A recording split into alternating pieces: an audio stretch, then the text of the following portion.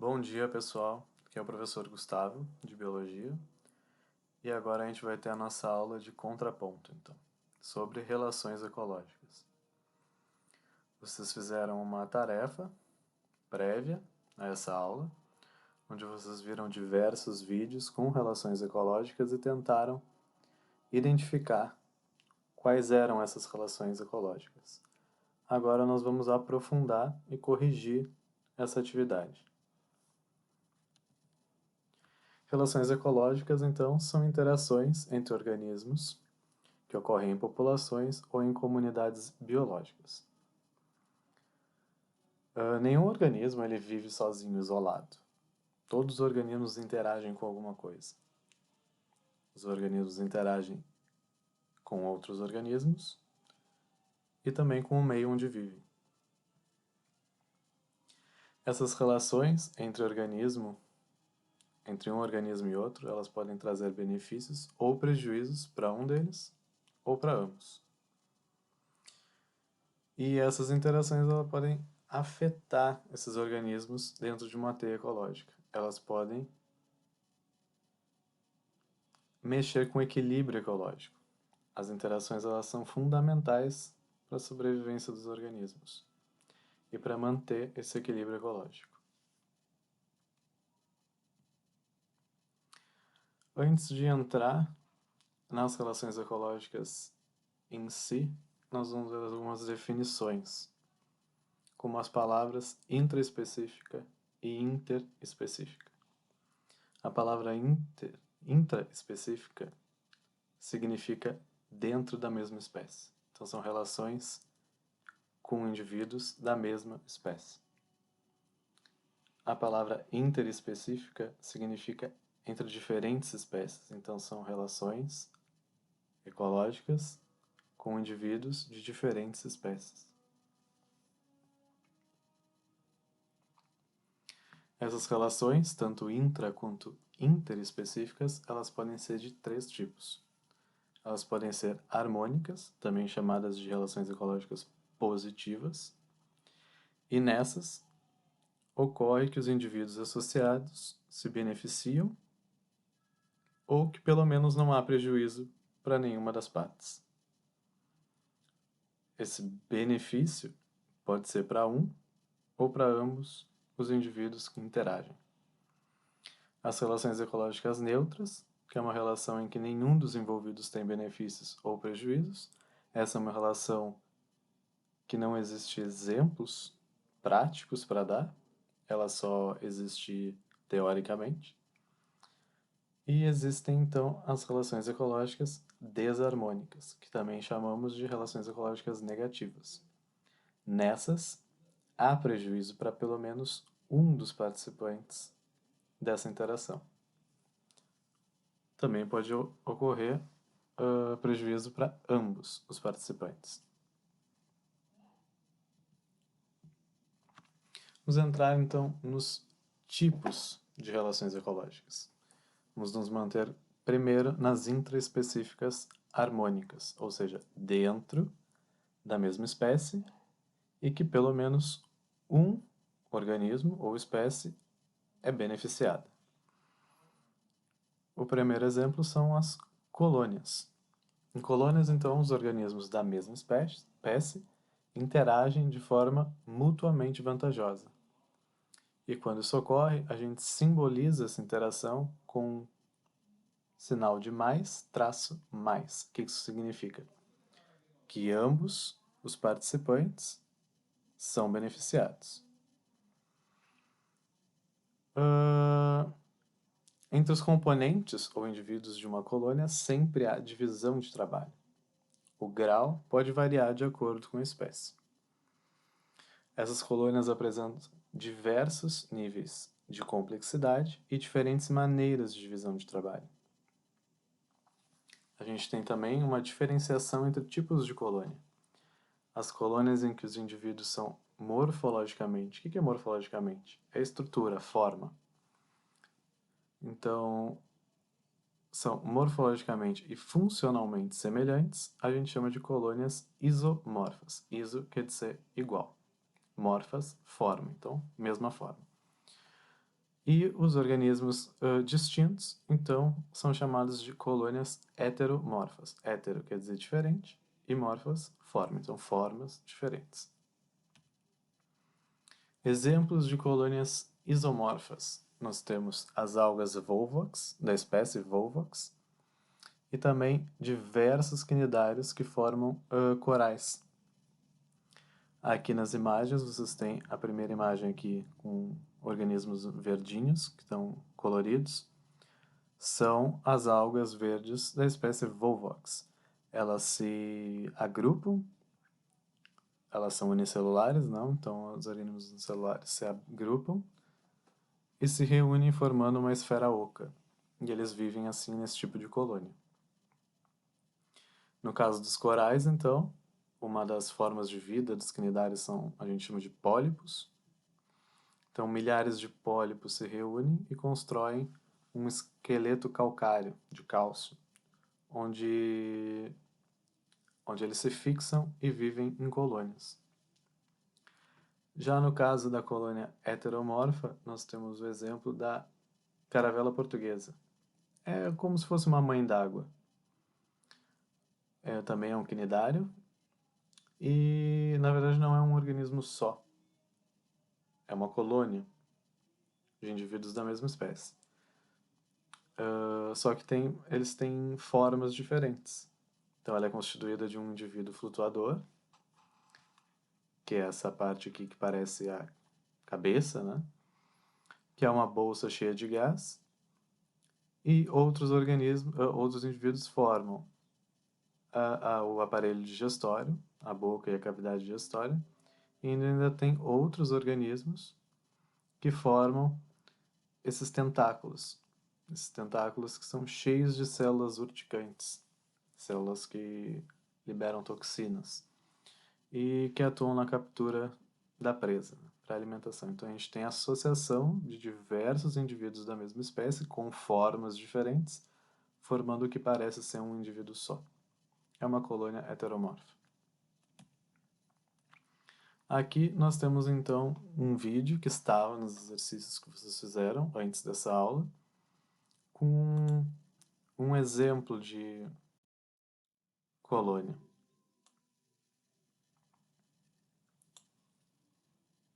Vou dar uma passadinha mais rápida. Aqui são os pólipos desse cnidário que forma esse coral. Todos iguais, então é uma colônia isomorfa.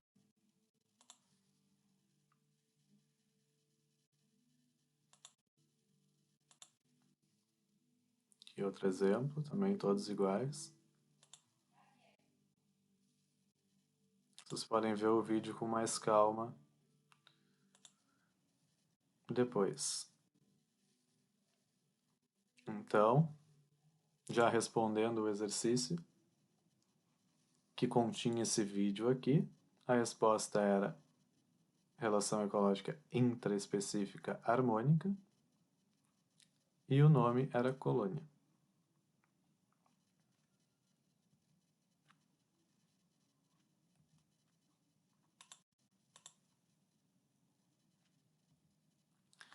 O próximo tipo de relação ecológica intraespecífica harmônica é sociedade.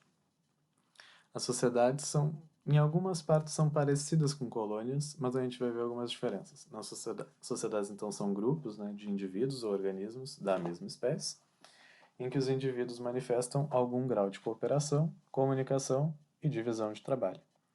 Mas eles conservam relativa independência e mobilidade. E aqui é a diferença de sociedade para colônia.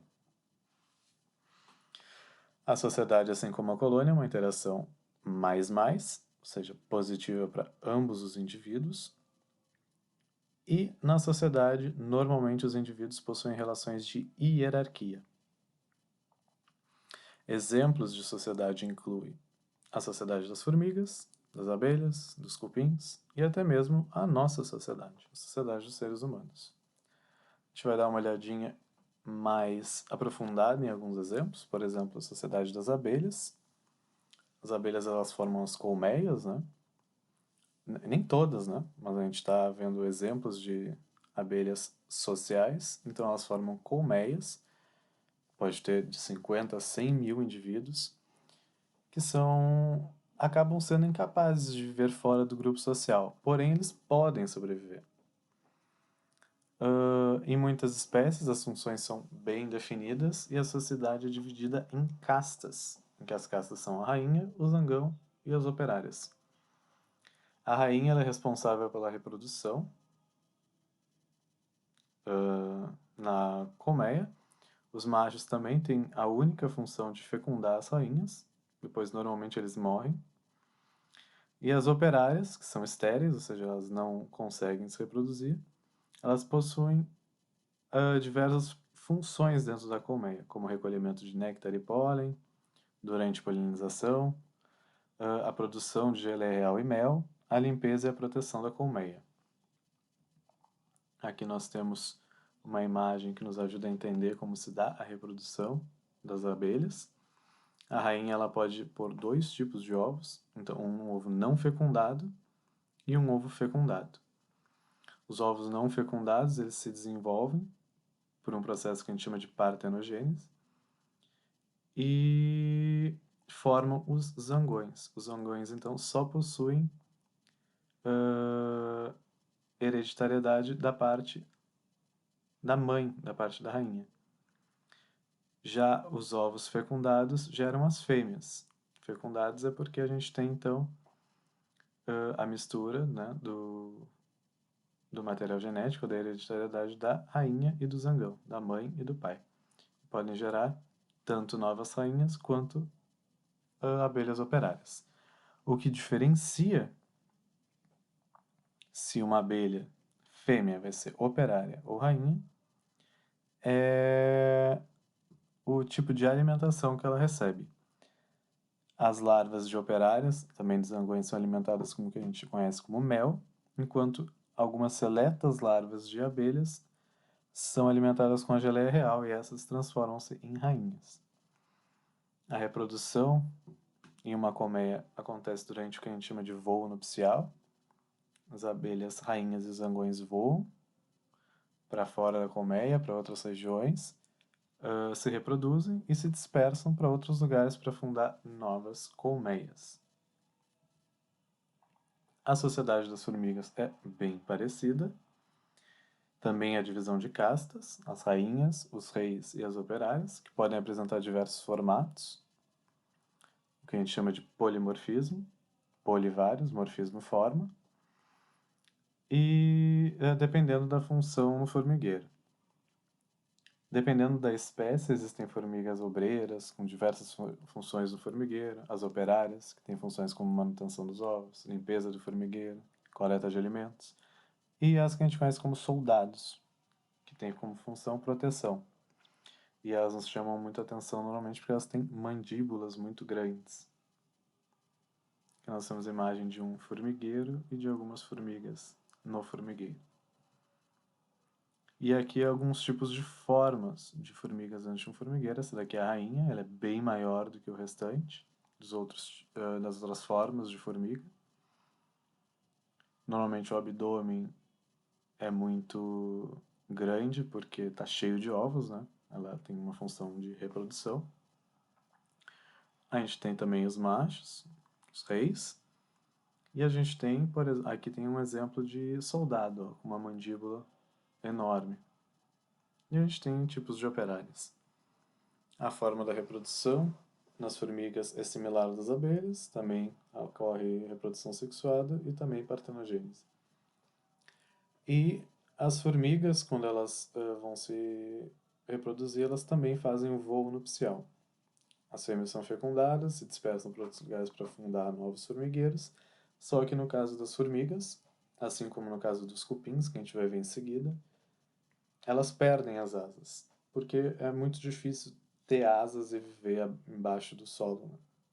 Não é uma estrutura tão forte para resistir aos choques mecânicos que as formigas têm contra o solo. Os machos geralmente morrem. Então, o macho, tanto em abelha quanto em formiga, quanto em cupim, normalmente só tem papel de fecundar a fêmea. Aqui vocês tinham já respondendo também outra questão dos exercícios que vocês fizeram antes da aula, que mostravam o funcionamento de um formigueiro.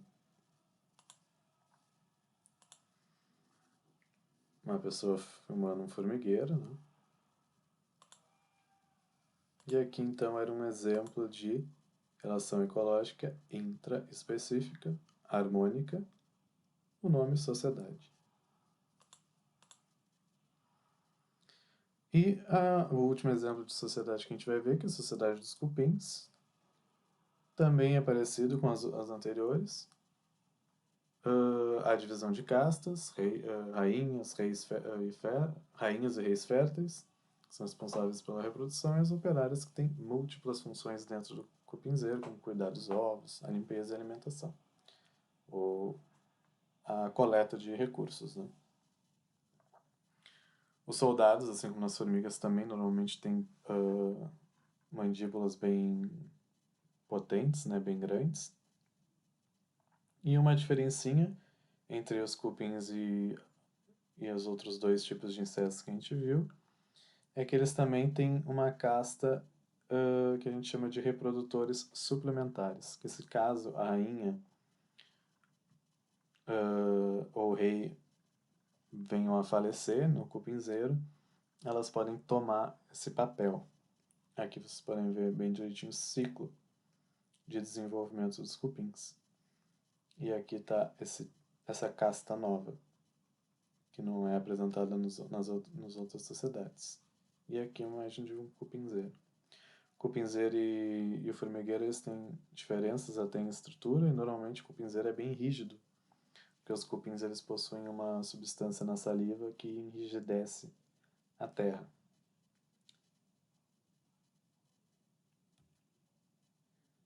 Saindo então das relações ecológicas intraespecíficas harmônicas, vamos entrar nas intraespecíficas desarmônicas. E o primeiro tipo que a gente vê é a competição. A competição intraespecífica ocorre então entre organismos da mesma espécie e é uma interação negativa para ambos os indivíduos. De alguma maneira, sempre sai perdendo. Nela, então, os indivíduos competem pelos mesmos recursos, eles são da mesma espécie, então possivelmente eles necessitem dos mesmos recursos. Esses recursos podem ser água, alimento, luz, no caso de plantas, abrigo, moradia e até parceiros sexuais. Frequentemente, machos brigam por fêmeas, né, no mundo natural. E até mesmo no nosso, entre humanos. Isso acontece. É um tipo de competição mais intensa, então, porque praticamente todos os indivíduos possuem o mesmo nicho ecológico e dependem dos mesmos recursos. Então, normalmente a competição intraespecífica é um pouco mais intensa do que a interespecífica. Aqui na imagem a gente vê um exemplo de um leão, de dois leões, brigando pelo, vamos dizer, o cargo de alfa. Os leões eles vivem em haréns, né, um macho e várias fêmeas, e é muito comum um leão mais novo desafiar um leão mais velho para tomar esse lugar, né, comando do harém. E aqui também respondendo outro vídeo da atividade que vocês estavam fazendo, que era uma briga entre ursos polares. O vídeo começa com um combate entre dois machos, um combate bem severo, e depois o urso que vence, né, o combate, ele vai atrás da fêmea, para cortejar a fêmea, né? Então, aqui a gente tinha um exemplo de relação ecológica intraespecífica desarmônica, do tipo competição. Era a resposta dessa questão.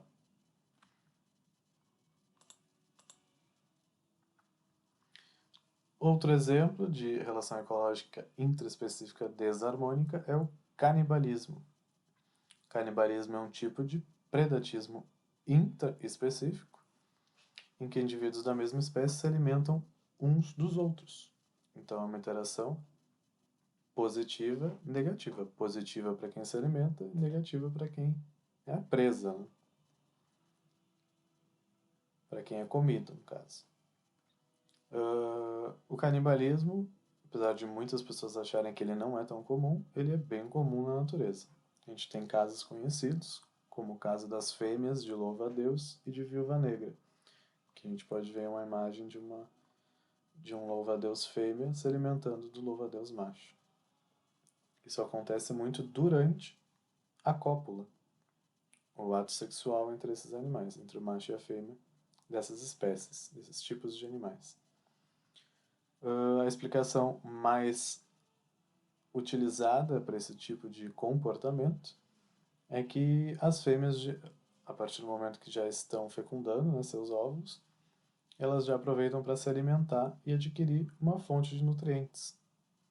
Então a fêmea garante uma energia suficiente para a gestação e para a nutrição dos filhotes que vão vir. Por isso que ela se alimentaria do macho. O mesmo caso para as viúvas negras.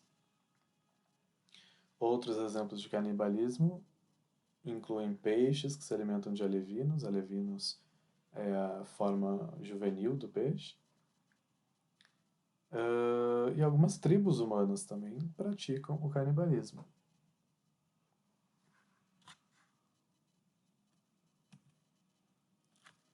Aqui nós temos esse não estava nos exercícios, mas eu coloquei como curiosidade para vocês. A gente tem cortejo e a cópula entre um louva-a-Deus macho e uma fêmea.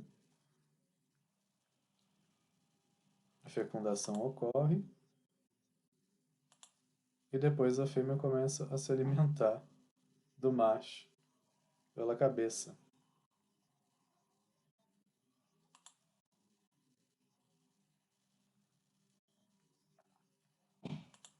Vocês podem ver o vídeo depois completinho, tá aqui.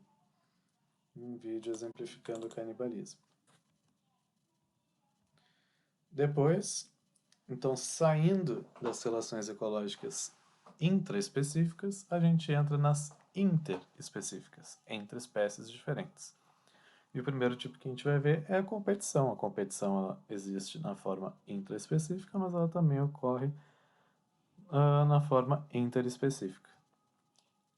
A competição interespecífica é uma interação também negativa e negativa, sempre há um pouco de prejuízo para os dois indivíduos, né, que estão participando dessa interação, e eles competem por um recurso. Esse recurso pode ser variado. Aqui no exemplo entre hienas entre hiena e abutres, eles estão competindo por um recurso alimentar, uma carcaça. Esse recurso normalmente limita o crescimento e a sobrevivência desses animais, desses seres vivos. Recursos, como eu disse, pode incluir coisas como alimento, água, moradia, luminosidade, espaço. Tudo que for fundamental para a sobrevivência, crescimento e reprodução de um organismo. Quando duas espécies, então, possuem um nicho ecológico muito parecido, elas tendem a se excluir por competição. A gente já tinha visto isso na aula de cadeias e teias ecológicas e fluxo de energia. Se o nicho ecológico é muito parecido, uma espécie pode excluir a outra, levar à extinção. Aqui respondendo também outra questão do questionário que vocês responderam antes, que era exatamente o caso entre uma hiena competindo, entre hienas, né, competindo por um recurso alimentar, com abutres. Ambos são espécies necrófagas, né, se alimentam de carcaças, deixadas normalmente por um predador, e eles depois vão lá e se alimentam dos restos. Hienas e abutres fazem isso, então eles competem por esse recurso. Depois vocês podem ver o vídeo completo. Outra relação ecológica interespecífica desarmônica é a predação. A predação é uma interação positiva e negativa para o predador, negativa para a presa.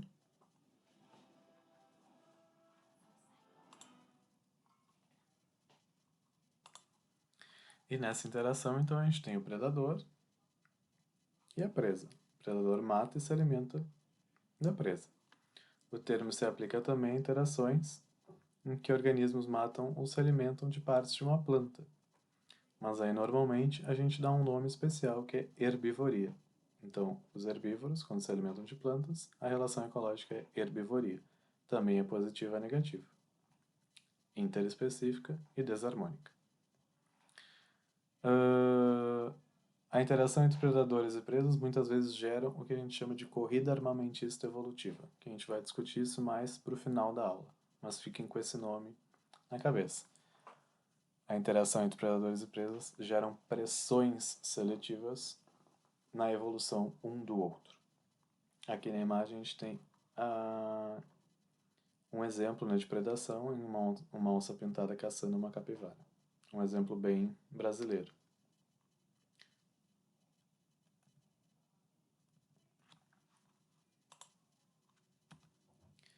E aqui a gente tem o vídeo também já respondendo outra questão do questionário que vocês fizeram, que era um puma caçando um guanaco.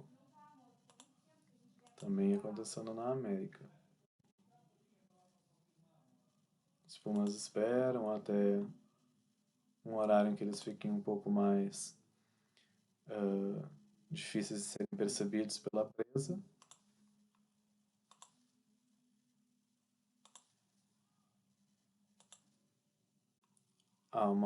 Com certeza a presa tenta fugir, né? Mas ela acaba sendo pega pelo predador, nesse caso o puma. Então, nesse exemplo aqui, era uma relação interespecífica, puma e guanaco, são espécies diferentes, desarmônica, positiva para o puma e negativa para o guanaco, do tipo predação.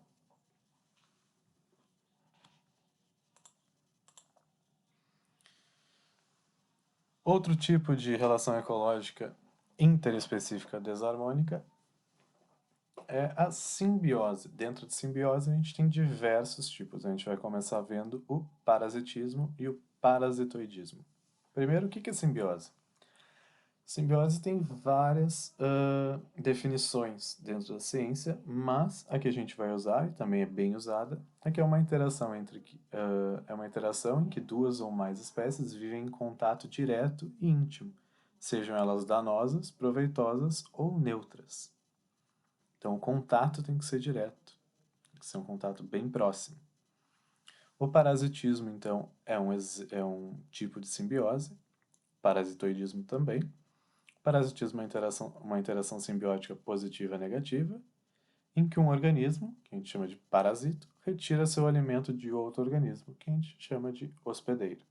O hospedeiro é prejudicado no processo, porém ele não é morto normalmente. Quando a morte é parte do processo, a gente chama de parasitoidismo. Também é uma interação simbiótica positiva e negativa, positiva para o parasitoide e negativa para o hospedeiro. Aqui, então, normalmente a morte acontece, e é o que diferencia parasitismo de parasitoidismo. Olhando o parasitismo, em específico, nós temos dois tipos de parasitos, que são os endoparasitas e os ectoparasitas. Endo significa dentro e ecto significa fora, exterior. Endo, interior, ecto, exterior. Então, endoparasitas, quando o parasita vive no interior do corpo do hospedeiro. E aqui a gente tem exemplos nas imagens de tênia, que é a lombriga, né, que causa uma doença em seres humanos e outros animais, dependendo da espécie, a teníase, né, e o esquistosomo, que causa a esquistossomose. É outro exemplo de endoparasita. Em ectoparasitos, então, quando o parasita vive na superfície externa do corpo do hospedeiro, e aqui a gente tem exemplos bem conhecidos como piolhos, pulgas e carrapatos. Piolhos, pulgas e carrapatos. Aqui é a fêmea e o macho do carrapato. Fêmea bem maior, porque é ela que se alimenta, né, e guarda os ovos, então ela fica bem grandona. E aqui, respondendo a questão, então, uma outra questão do questionário, que era um gatinho infestado por pulgas, a gente tem, então, um caso de parasitismo, em que as pulgas são ectoparasitas. É uma relação ecológica interespecífica, desarmônica, do tipo parasitismo.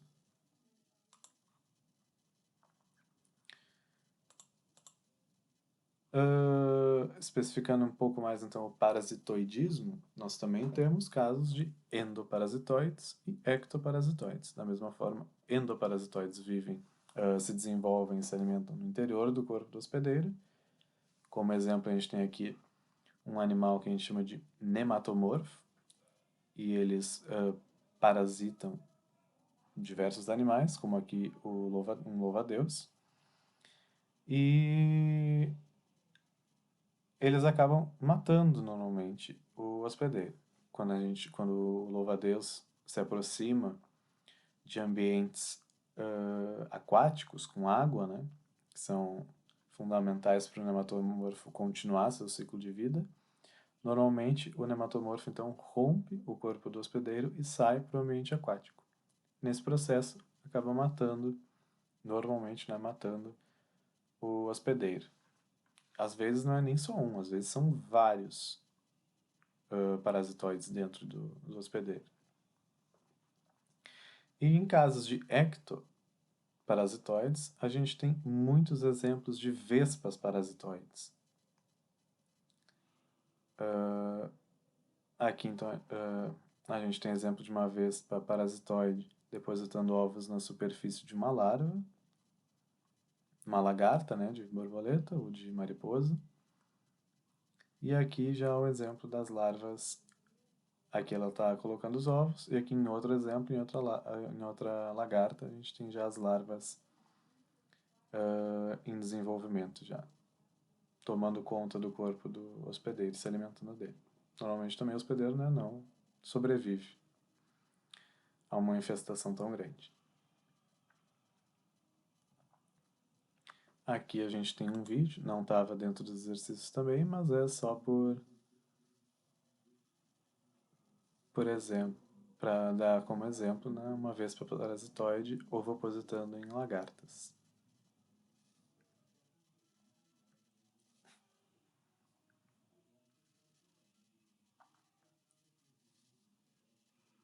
Então vocês podem terminar de ver o vídeo depois. Aqui a gente tem uma lagarta já infestada por larvas de vespa parasitoide, que se alimentam no corpo então desse hospedeiro. E tem todo o seu desenvolvimento dentro dele, e obviamente acabam matando o hospedeiro. Outra relação ecológica interespecífica desarmônica é o amensalismo.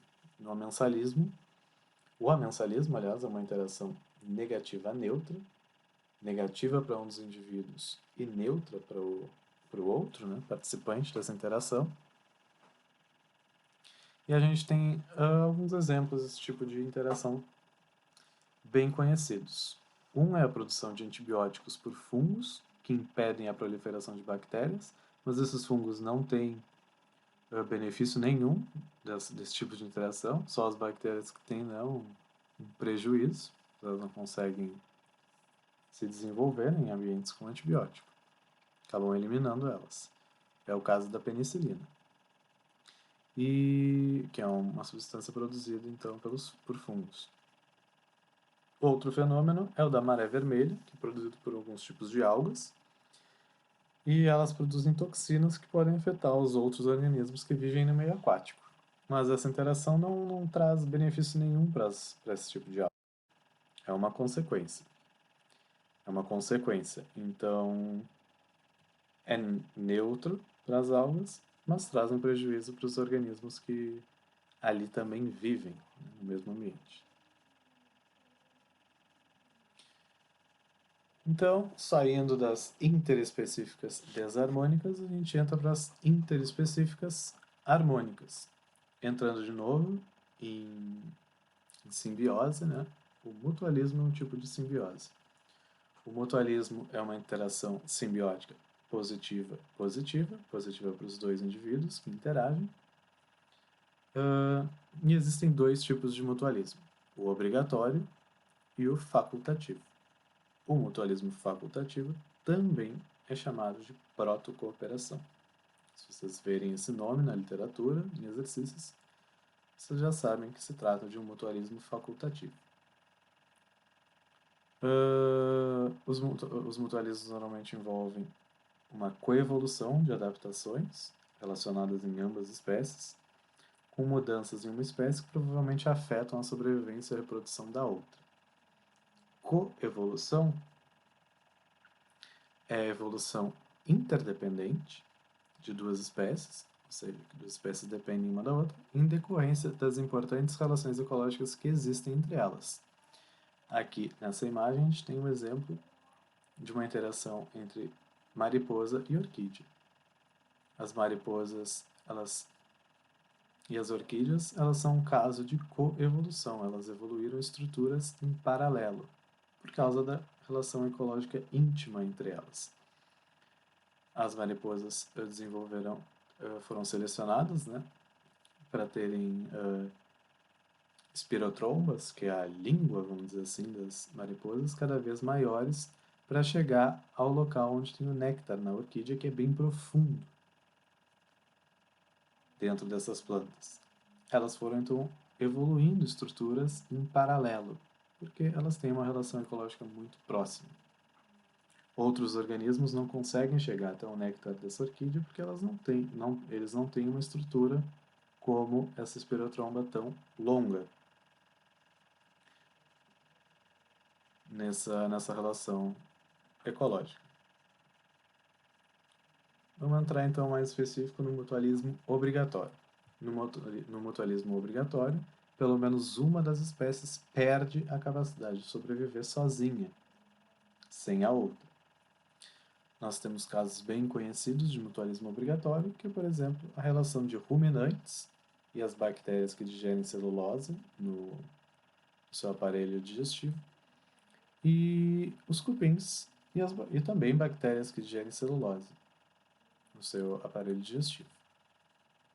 Sem essas bactérias, esses animais teriam grandes problemas para sobreviver, porque a celulose, né, é presente nas plantas, que é o alimento desses organismos, e eles precisam digerir, porque digerindo ela se torna bastante nutritiva.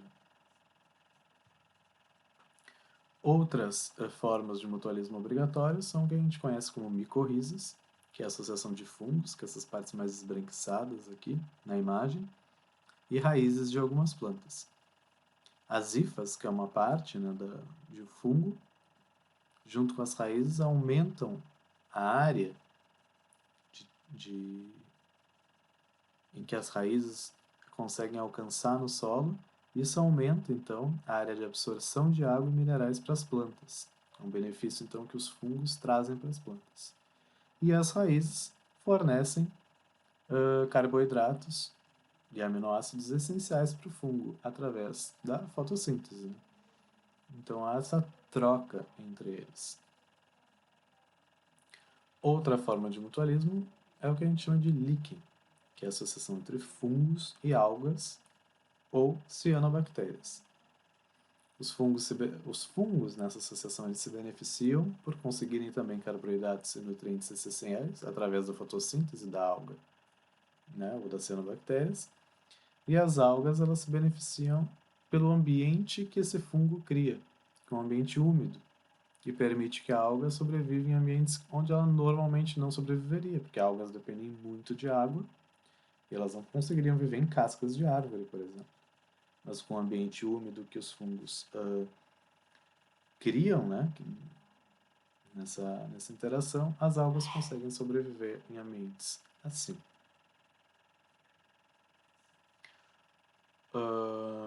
No vídeo que tinha os exercícios, que vocês fizeram antes, a gente tinha o caso da polinização.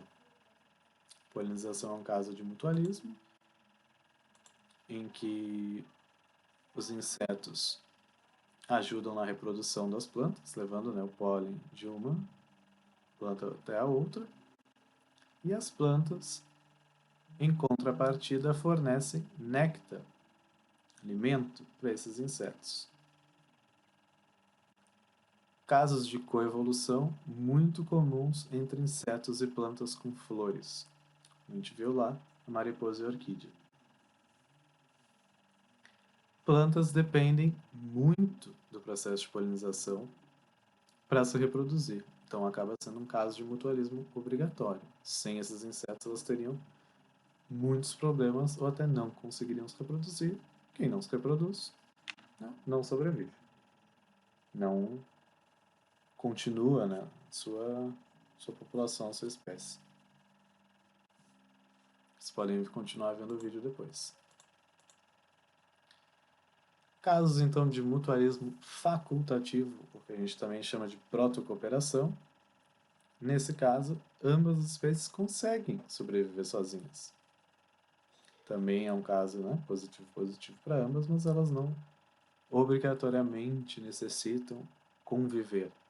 Elas sobrevivem sozinhas. Exemplos disso são a interação entre formigas e pulgões, são dois tipos de insetos, uma relação em que envolve proteção e alimentação, e também entre formigas e algumas acácias, que são um tipo de planta. Vamos, né, detalhar melhor esses casos de mutualismo facultativo. No caso de formigas e pulgões, algumas espécies de formiga e pulgões trocam favores. Então, os pulgões eles se alimentam da seiva, né, das plantas, que é uma substância muito nutritiva, né, rica em açúcares. E eles liberam esse excesso de açúcar em uma substância adocicada, que é muito nutritiva, e que as formigas acabam se alimentando. É realmente um processo que parece uma ordenha. Quando a gente ordenha a vaca e tira leite, é muito parecido com o que essas formigas fazem com esses pulgões. Tipo uma ordenha. Em troca disso, como os pulgões fornecem, né, alimento para essas formigas, as formigas protegem os pulgões de possíveis predadores, como larvas de moscas das flores, que se alimentam de pulgões, e também nos joaninhas. Joaninhas são predadoras. Tem aquele jeitinho meigo, né, em desenhos normalmente. São caracterizadas como insetos bonitinhos, meigos, mas elas são altamente predadoras na natureza e predam pulgões. E essas formigas protegem os pulgões de joaninhas, por exemplo. Então a gente tem uma cooperação entre elas, uma proto-cooperação. No outro caso ali, da formiga e das plantas, a gente tem então certas espécies de acácias que possuem espinhos ocos, que abrigam formigas que a gente chama de formigas picadoras. Essas formigas elas também se alimentam de um néctar produzido por essa planta. E, em contrapartida, essas formigas elas protegem a árvore de diversos predadores. As acácias têm vários predadores.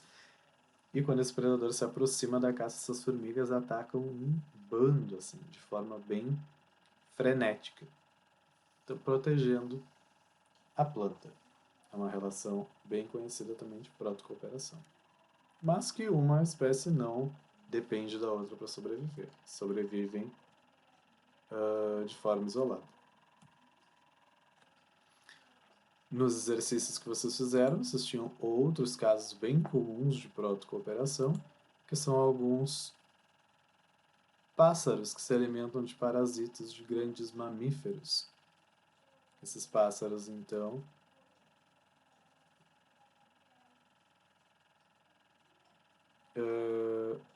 fornecem, né, um ótimo serviço aos grandes mamíferos, tirando os parasitas deles.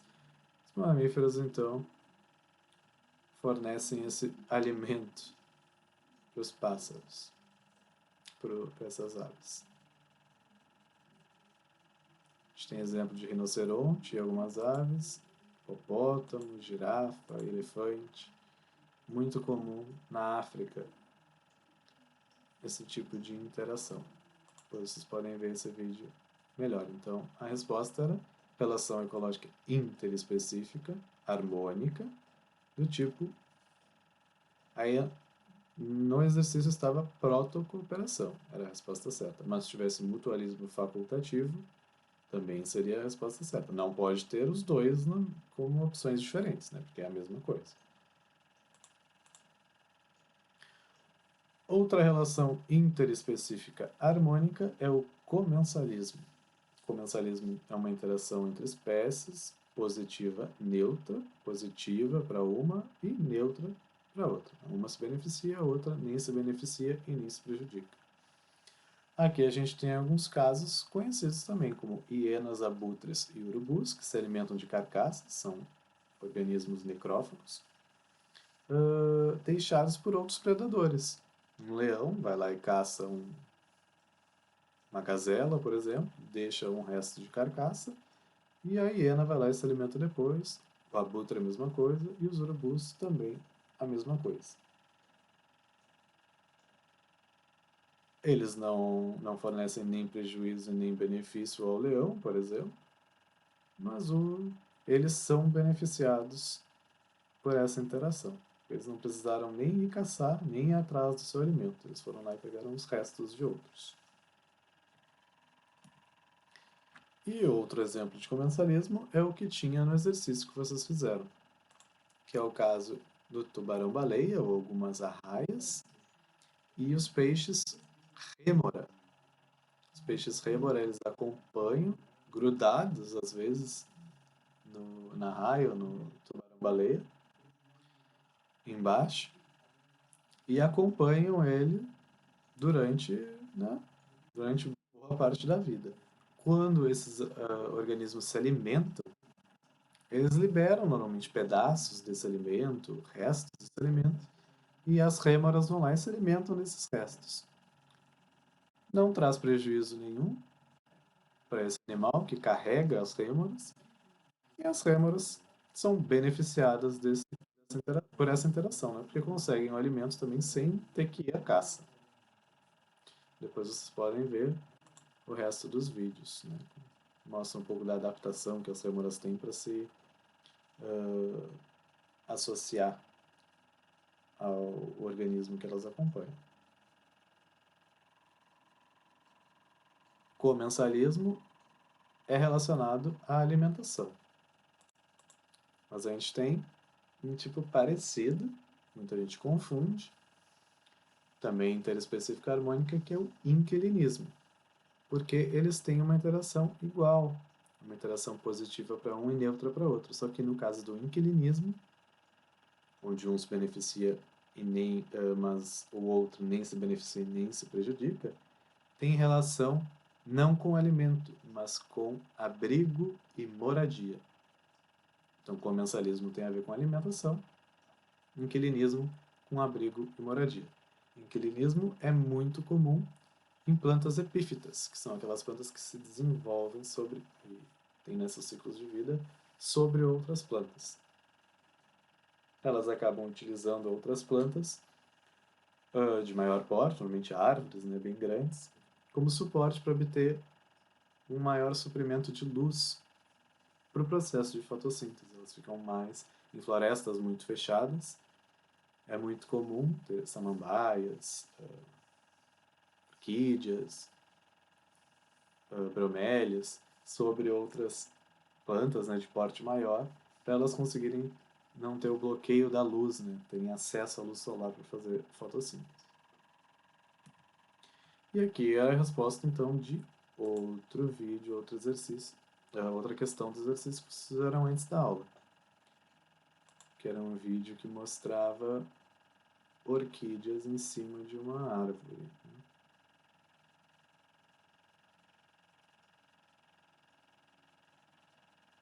Vamos ver se rola aqui o vídeo, demorando um pouquinho. Aqui, era um vídeo mostrando orquídeas vivendo de forma epífita em outras árvores. Então a resposta para essa questão era relação ecológica interespecífica, harmônica, do tipo inquilinismo. Não confundam com comensalismo, que tem a ver com alimentação. Outro tipo de relação ecológica interespecífica harmônica é a facilitação. A facilitação ela já não é mais uma simbiose. Né? Ela é uma interação em que espécies podem... ela é uma interação em que as espécies podem ter efeito positivo, positivo para os dois, ou positivo e neutro para um dos organismos que estão fazendo essa interação. Mas a grande diferença, né, de facilitação para, por exemplo, o mutualismo, é que elas não têm a menor necessidade de viver em contato direto ou íntimo. Não é uma simbiose. Essa interação ela é muito comum no mundo vegetal, na ecologia vegetal. Um grande exemplo é do junco negro, uma planta muito comum no Reino Unido. E o junco negro ele propicia um ambiente melhor para outros tipos de organismos, outras plantas e outros organismos, outros animais também.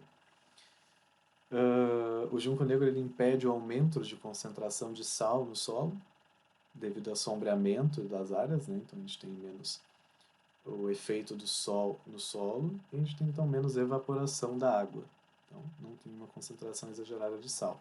E ele também impede a redução de oxigênio no solo, porque ele transporta esse gás para tecidos mais abaixo, né, do seu corpo, vamos dizer assim. Então ele também ajuda a ter bastante oxigênio no solo. Alguns estudos viram que se tirassem juncos negros de alguns ambientes, a diversidade vegetal local diminuía até pela metade. Então, bem importante. Isso não traz nada para o junco negro, essas características dele não fazem com que outros organismos o beneficiem, mas ele beneficia outros organismos. Então, mas eles não estão em contato, por exemplo. Eles podem estar bem distantes. E ia acontecer isso, porque o junco ele melhora o solo. As outras plantas não precisam estar em contato com ele, podem estar longe. Então, é uma relação ecológica do tipo facilitação.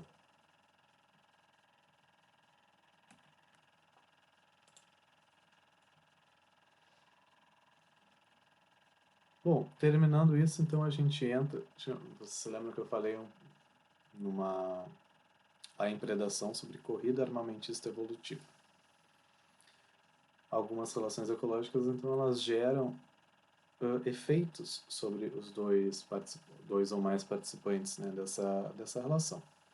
A corrida armamentista evolutiva é uma expressão que é utilizada para indicar o desenvolvimento de características em espécies ou populações que possuem uma determinada relação ecológica, onde acontece então o desenvolvimento de características e adaptações em uma das populações, e essas características servem como pressão seletiva para o desenvolvimento de novas características adaptativas na outra população que interage. Ela ocorre frequentemente em relações presa-predador e parasita-hospedeiro. Aqui a gente teve contato com uma expressão chamada pressão seletiva, mas a gente ainda não estudou isso muito a fundo, mas a gente pode ter um primeiro contato já com isso, que é a seleção natural.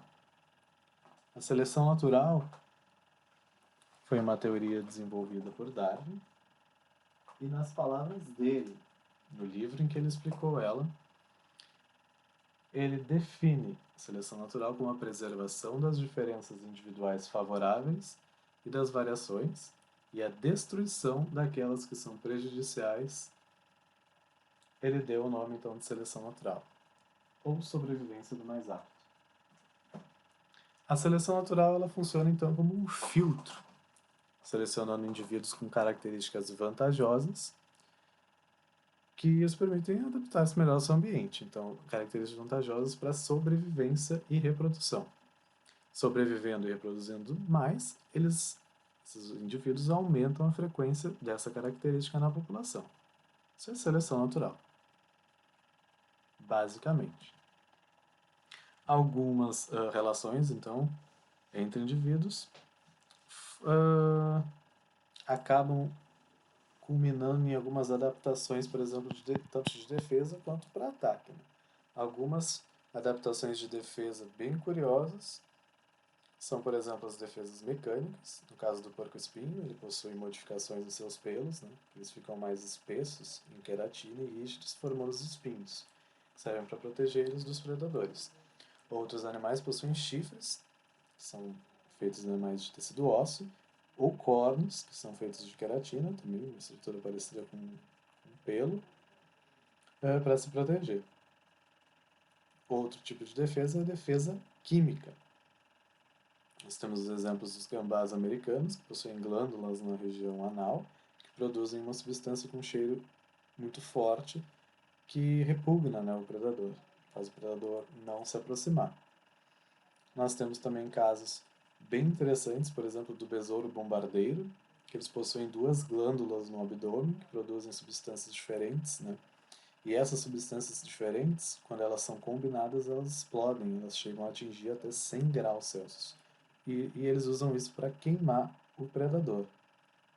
Quando eles se sentem acuados, eles liberam essa combinação de substâncias que atinge uma temperatura muito alta. Outros tipos de insetos, por exemplo, os percevejos que a gente conhece como fede-fede, possuem glândulas que expelem né, um odor repelente, um cheiro muito ruim para os predadores. A gente também sente, mesmo a gente não sendo predador né, de fede-fede, a gente também, esse odor é bem repugnante para os seres humanos também. Defesas químicas. Defesas químicas também envolvem, por exemplo, venenos e peçonhas de serpentes, por exemplo. Outro tipo de defesa é a coloração aposemática. Normalmente, indivíduos que possuem toxina, veneno, peçonha muito forte, eles têm colorações bem chamativas. Coloração aposemática é justamente isso, coloração de advertência. Os predadores, eles evitam ter contato com presas com coloração muito vibrante. Na natureza, a coloração vibrante é um sinal de perigo, vamos dizer assim. A gente também tem casos em que outros organismos possuem coloração bem vibrante, mas eles não são tóxicos. É uma adaptação para enganar o predador. A gente também tem como adaptação de defesa coloração críptica. Coloração críptica também é conhecida como camuflagem, que é aquele tipo de coloração em que o organismo né, ele fica muito parecido com a coloração do ambiente em que ele vive.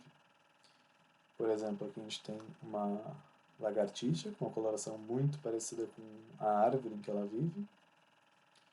Aqui a gente tem um sapo também, uma cor muito parecida com a árvore em que ele vive. Coelhos brancos, né, albinos que vivem em regiões de neve, eles conseguem se camuflar bem. E aqui a gente tem alguns gafanhotos. Ó, diversos gafanhotos nessa imagem se camuflando nesse tipo de capim, né? A mesma cor. Uma cor muito próxima. Isso também é produto de seleção natural. Organismos que cada vez mais se parecem com o seu ambiente são selecionados positivamente, porque eles são predados com menor intensidade, aumentando a frequência, então, dessa característica de se parecer com o ambiente. Nós temos também adaptações de defesa chamadas de mimetismo, com dois tipos. Mimetismo é quando um organismo imita outro organismo. A gente tem casos fantásticos de mimetismo. O mimetismo batesiano é quando uma espécie que ela é palatável, né, ela pode ser comida, vamos dizer assim, ou inofensiva, né, que não possui nenhum tipo de toxina, ela mimetiza uma que não é palatável, uma que é tóxica ou danosa. Né? Nesse caso, nós temos uma lagarta de mariposa, se eu não me engano, que na extensão final do seu abdômen, ela possui uma estrutura que se parece muito com a cabeça de uma cobra, de uma serpente. E ela utiliza isso para se defender de predadores, porque o predador de uma lagarta não é o mesmo predador de uma cobra, por exemplo. São organismos bem diferentes. Normalmente podem ser até predados pela cobra. Então, a lagarta utiliza desse artifício para se proteger, imitando então uma cobra. No mimetismo milleriano, as duas espécies não são palatáveis, são danosas, possuem toxinas, mas elas começam a se parecer por pressão de seleção. As espécies que se parecem com espécies tóxicas têm maior chance de sobreviver, né? Porque o predador evita. E se o predador evita comer essa, ele vai evitar comer uma parecida com essa. Uma parecida, uma parecida, uma parecida, uma parecida. Então, é uma vantagem de mimetismo milleriano. Diversos exemplos de mimetismo, só vocês procurarem na internet. Tem uns fantásticos que a gente nem acredita que possa ocorrer. Nós também temos algumas adaptações incríveis como resistência a toxinas. No caso do esquilo da Califórnia e das cobras cascavéis, das serpentes cascavéis. Né? As serpentes normalmente se alimentam desses esquilos, né, de filhotes de esquilos, mas com uma evolução de corrida armamentista clássica aqui, os esquilos foram desenvolvendo resistências às toxinas. A toxina produzida por cascavéis podem matar até seres humanos, animais muito maiores do que esquilos, é muito potente. Nos milhares de anos de seleção natural, dentro dessa relação entre cascavéis e esquilos, fizeram com que os esquilos, então, fossem adquirindo imunidade à peçonha, mas, em contrapartida, as cascavéis também cada vez são selecionadas para a produção de toxinas cada vez mais potentes. E isso vai se acompanhando, porque eles se relacionam muito proximamente. Isso é um caso de coevolução também. E algumas adaptações de predadores bem conhecidas são, por exemplo, garras grandes, né, e potentes, dentes muito grandes, como os caninos em diversos animais, também toxinas, venenos e peçonhas, de serpentes e outros organismos. São adaptações tanto para defesa, mas também para caça, né?